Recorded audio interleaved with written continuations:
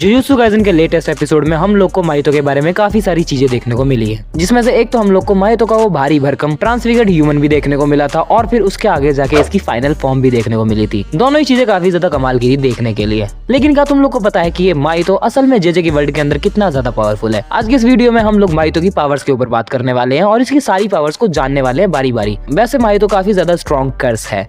हाँ, वो पता लगे कि यूजी ने इसको कुत्ता बना के मारा था, लिटरली कुत्ता बना के इसको 4 पैरों पे भगाया था यूजी ने। लेकिन फिर उसके बाद बैटलफील्ड में अपना गेटो यानी कि केंजाकू आ चुका है और फिर इसके आगे जो होने वाला है वो हम लोग को अगले एपिसोड में दिखेगा। पर आज के इस वीडियो में हम लोग माहितो की सारी पावर्स को जानने वाले हैं बारी बारी से। जेजे के वर्ल्ड के अंदर माहितो one of the most creepiest curse है, या फिर एक तरह से कहूँ तो क्रीपीएस्ट कर्स वो माहितो ही है। Mahito is one of the special grade cursed spirits in Jujutsu Kaisen. Mahito की पावर के बारे में अगर तुम लोग इन डेप्थ में नहीं जाना चाहते हो, ऊपर ऊपर से अंदाजा लगाना चाहते हो कि कितना ज्यादा पावरफुल है ये बंदा, तो इतना समझ लो कि माहितो 3 फिंगर सुकुना के बराबर है पावर के मामले में। वहीं अगर इसके पार्टनर जोगो की बात करें तो जोगो कुछ 7 से 8 फिंगर सुकुना के बराबर है। अब तुम लोग ये सोच रहे होंगे कि फिर जोगो इतने जल्दी कैसे मर गया और इतनी आसानी से क्यों, जबकि माहितो वहीं दूसरे हाथ पर अभी तक जिंदा है और इतने सारे लोगों को परेशान कर रहा है। तो देखो भाई, जोगो की जो डेथ का रीजन था वो था डायरेक्ट सुकुना से उसका भिड़ना। उसकी लड़ाई डायरेक्ट सुकुना से हुई थी और उस वक्त सुकुना के पास उसकी 15 फिंगर्स थी। तो अब देख ही लो 15 वर्सेस 7 कौन जीतेगा। लेकिन अगर हम लोग अभी वापस से माहितो के ऊपर आए तो माहितो जितना ज्यादा क्रीपी दिखता है उससे भी ज्यादा क्रीपी बंदा है ये। अगर मैं इसकी पर्सनैलिटी के बारे में बात करूं तो सबसे पहले तो ये बंदा एक सैडिस्टिक है। सैडिस्टिक का मतलब होता है कि जिस बंदे को दूसरों को दर्द पहुंचा के खुद मजे मिलते हैं, जो दूसरों को तड़पता हुआ देखकर खुद मजे लेता है, उस बंदे को कहा जाता है सैडिस्टिक। और माहितो सेम वैसा ही है। इसको किसी से कुछ भी फर्क नहीं पड़ता। अगर किसी सामने वाले बंदे को थोड़ी सी भी प्रॉब्लम हो रही है, अगर वो थोड़ी सी भी मुसीबत में है, तो माहितो को मजे आएंगे। ये बंदा इतना बड़ा सैडिस्टिक है कि ये लोगों के पास जाता है, पहले उनसे दोस्ती करता है, उनके इमोशंस के साथ खेलता है और फिर उनको तकलीफ देता है, जैसा इसने जुनपेई के साथ किया था सीजन 1 में। माहितो की कर्स टेक्निक जानने से पहले तुम लोग माहितो के बारे में 2 पॉइंट्स जान लो जो कि इसके लिए काफी ज्यादा प्रॉफिटेबल है। सबसे पहले पॉइंट आता है इसका कर्स्ड एनर्जी मैनिपुलेशन। अब देखो, माहितो की जो कर्स्ड एनर्जी है, माहितो उसको अपने तरफ से कैसे भी यूज कर सकता है। इसकी जो कर्स्ड एनर्जी है माहितो का उसके ऊपर पूरी तरह से कंट्रोल है। अब तुम लोगों ने सीजन 2 के अंदर देखा होगा कि माहितो अपनी बॉडी को कई सारी शेप्स दे सकता है। मतलब वो कभी अपने हाथ को चाकू बना लेता है, कभी किसी की तलवार बना लेता है, कुछ भी कर सकता है वो। इसी को कहते हैं कर्स्ड एनर्जी मैनिपुलेशन, और जो माहितो बहुत अच्छे तरीके से कर लेता है। इसके बाद माहितो को जो दूसरा एडवांटेज मिलता है वो है इसकी स्पीड। माहितो की स्पीड जुजुत्सु काइसेन के अंदर यूजी इतादोरी के बराबर है। और अगर तुम लोग को नहीं पता तो यूजी की स्पीड ही बहुत ज्यादा है,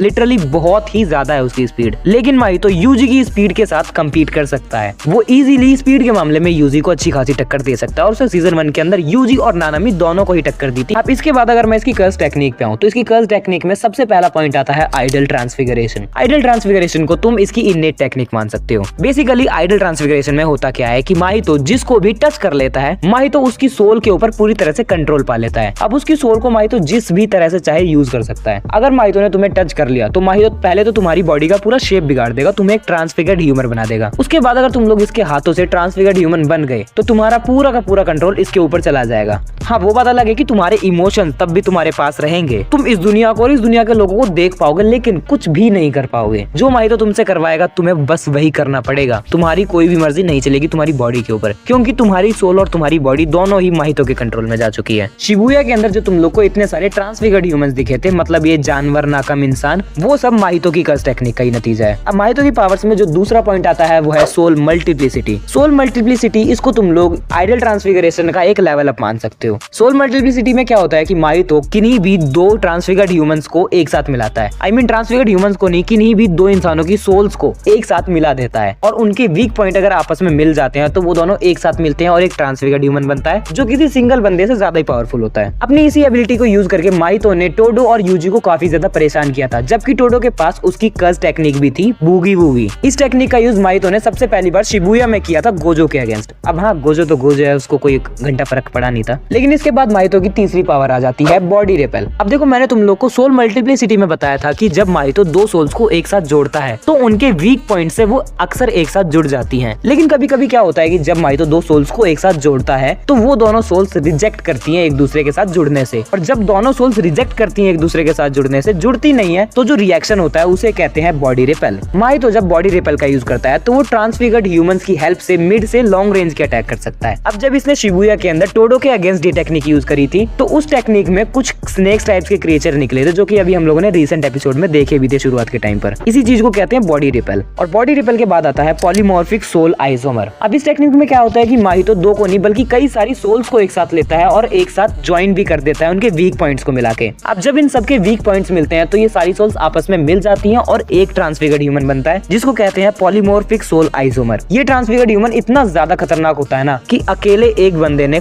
टोडो के मुंह से खून निकाल दिया था। इस टेक्निक से जो ट्रांसफिगर्ड ह्यूमन बनते हैं उनके पास कर्स्ड एनर्जी होती है, मतलब कि वो कर्स्ड एनर्जी वाले अटैक भी कर सकते हैं और इनका जो एक अटैक होता है वो काफी ज्यादा स्ट्रॉन्ग होता है। अब तुम्हारे अपोनेंट को मारने के लिए काफी रहेगा, लेकिन इसका एक वीक पॉइंट है कि अगर इसको तुम लोग ढंग से एक पंच मार दोगे, मतलब अगर तुम लोग स्ट्रॉन्ग हो टोडो के बराबर, तो ये वहीं पर मर जाएगा। अब अभी तक मैंने तुम लोग को जो 4 पॉइंट बताए वो माहितो की इनेट टेक्निक के तुम लोग एक तरह से लेवल अप मान सकते हो कि जो इसकी इनेट टेक्निक थी आइडल ट्रांसफिगरेशन, पहले लेवल पर आइडल ट्रांसफिगरेशन, उसके बाद एक और, उसके बाद एक और फिर सबसे लास्ट में ये पॉलीमॉर्फिक सोल आइसोमर। लेकिन अब इसके बाद जो माहितो के पास पावर आती है वो इन सबसे अलग है, लेकिन इन सबसे जुड़ी हुई भी है। इसके बाद माहितो के पास पावर आती है उसका ट्रू फॉर्म। माहितो की ट्रू फॉर्म का नाम है instant spirit body of distorted killing. अब इसमें होता क्या है कि माहितो के पास जो आइडल ट्रांसफिगरेशन है माहितो उसको अपने ही ऊपर यूज कर लेता है और इसको अपने ऊपर यूज करने की वजह से माहितो का जो स्ट्रक्चर बनकर निकलता है ना वो कुछ हानामी की तरह मैच होता है। अब इस फॉर्म में माहितो का जो बॉडी स्ट्रक्चर है वो काफी ज्यादा हार्ड हो जाता है, इतना ज्यादा हार्ड कि यूजी के पंचेस का भी उस पर कोई असर नहीं हो रहा था। लेकिन हाँ, इस बॉडी के साथ माहितो जो अटैक करता है वो काफी ज्यादा बढ़ जाते हैं। जेजेके के अंदर ये कहा गया है कि माहितो की जो ये वाली फॉर्म है वो इसकी नॉर्मल फॉर्म के 200% है। लेकिन माहितो की इस फॉर्म के साथ जो एक दिक्कत है वो ये है कि माहितो खुद इस फॉर्म के बारे में ज्यादा नहीं जानता। हालांकि अभी रिसेंट एपिसोड में माहितो ने इसका यूज कर लिया है, माहितो को पता चल गया है इसके बारे में। फिर भी एनिमे के अंदर हम लोग को ये वाली फॉर्म बहुत ज्यादा नहीं दिखाई गई क्योंकि यूजी ने उसका जल्दी काम कर दिया था। और अब फाइनली इन सारी चीजों के बाद माहितो के पास जो सबसे बड़ी पावर आती है वो है इसका डोमेन एक्सपेंशन। माहितो की डोमेन एक्सपेंशन का नाम है सेल्फ एम्बॉडीमेंट ऑफ परफेक्शन। माहितो का जो डोमेन एक्सपेंशन है र्योइकी तेनकाई, ये काफी ज्यादा खतरनाक है क्योंकि देखो मैंने तुम लोग को माहितो की इनेट टेक्निक बताई थी आइडल ट्रांसफिगरेशन। माहितो जिसको भी टच कर लेता है उसको ट्रांसफिगर्ड ह्यूमन बना सकता है और उसकी सोल के ऊपर वो पूरी तरह से कंट्रोल कर सकता है। लेकिन जब ये अपना डोमेन एक्सपेंशन करता है तो इसकी सबसे बड़ी प्रॉब्लम ही खत्म हो जाती है। आइडल ट्रांसफिगरेशन में माहितो को सामने वाले बंदे को टच करना होता है उसकी सोल पे कंट्रोल करने के लिए, लेकिन इसके डोमेन एक्सपेंशन के अंदर ये नियम ही खत्म हो जाता है। एक बार अगर इसने अपना डोमेन एक्सपेंशन कर दिया और जो भी बंदे उस डोमेन के अंदर फंस गए तो माहितो को उनकी बॉडी टच करने की भी जरूरत नहीं होगी। माहितो बिना बॉडी टच करे ही आइडल ट्रांसफिगरेशन यूज कर सकता है अपने डोमेन के अंदर। अब देखो ये चीज काफी ज्यादा खतरनाक है क्योंकि अगर इसके अंदर तुम लोग फंस गए तो मतलब समझो तुम लोग खत्म हो। लेकिन फिर भी इसके डोमेन से बचने का एक तरीका है और वो है सिंपल डोमेन। दूसरा तरीका भी है कि तुम लोग या तो गोजो सातोरु बन जाओ या फिर सुकुना, लेकिन जो नॉर्मल हम तुम लोगों के लिए है वो है सिंपल डोमेन का यूज करना। अगर इसके डोमेन के अंदर तुम लोगों ने सिंपल डोमेन को यूज कर लिया तभी तुम बच सकते हो क्योंकि सिंपल डोमेन इसके डोमेन के असर को खत्म कर देगा और तुम लोग बच जाओगे। लेकिन हाँ, माहितो के फिजिकल अटैक तुम्हें लग जाएंगे। तो आई होप कि तुम लोग को समझ में आ चुका होगा कि माहितो कितना ज्यादा पावरफुल है, इसकी पर्सनैलिटी क्या है। और यार यही थी आज की वीडियो। आई होप कि तुम लोग को ये वीडियो पसंद आई होगी और अगर पसंद आई हो तो इसे एक लाइक दो, शेयर दो, कमेंट्स में होगा और हाँ